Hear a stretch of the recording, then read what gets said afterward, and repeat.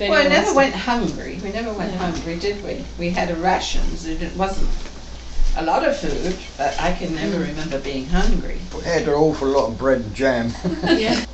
We had a family of four. There was, my parents and my sister and our cheese ration, every 2 weeks, my father could have cheese for supper. That was the entire family's cheese ration. Every 2 weeks on a Friday night, he would have bread and cheese for supper, The old ration was in ounces, Even the beer. whatever it was. Yeah, Everybody had a book with coupons Ration in book. it, a ration book. You had different coupons for different types of commodities. Everything was rationed that was available at all. Even sweets, candy. Candy was rationed, except that there was virtually none available, Yeah, because the troops were getting all the chocolate and that. Just about anything was in limited or impossible kind of supplied. The very fact that you were allowed a certain amount didn't mean you could get it. Clothes were rationed, shoes were rationed. There was no private motoring, none at all. Plane not allowed. No gas at all. You had to be associated with active defence work or something like that to have gas. And I mean, you had to need the vehicle as part of your job. I think we had ration cards. They chose my father to be kind of the boss of the house for all the people who lived there. He would go, maybe one of us would go with him to the bakery, and then we were allowed to have 100 grams of bread per day.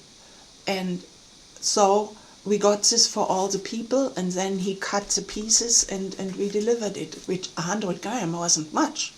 How many slices is 100 grams? 2 slices, but probably not very big. Well, I lived near a base, they had Americans, and you could always tell when it stopped at their bus stop.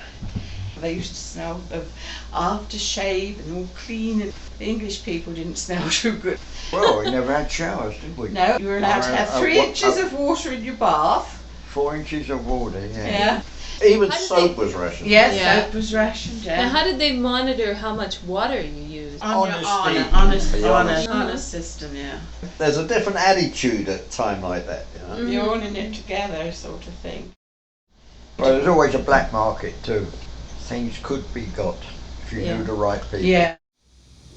And from the Americans, we got these dried potatoes. They looked like little delicate squares. They aren't fabricated anymore. They look very intriguing. And also we got cornmeal.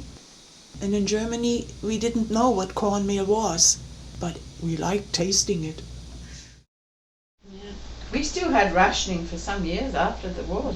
I was in the RAF in 53 through 55, and any time I got leave, I would be given ration coupons to take home.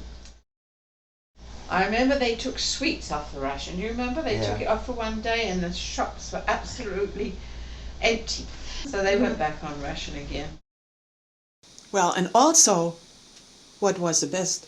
Our mother, she knew that there would come a time when we won't have anything to eat. So, for a long time, she was always put some non-perishable goods on the side. And she started already a year before. And so, when it was really bad, we still had something to fall back on. Not everyone did this. And when we had rations and we could only have so and so much, she would make sure that we didn't take everything in the beginning of the month and then have nothing left. And you have no idea.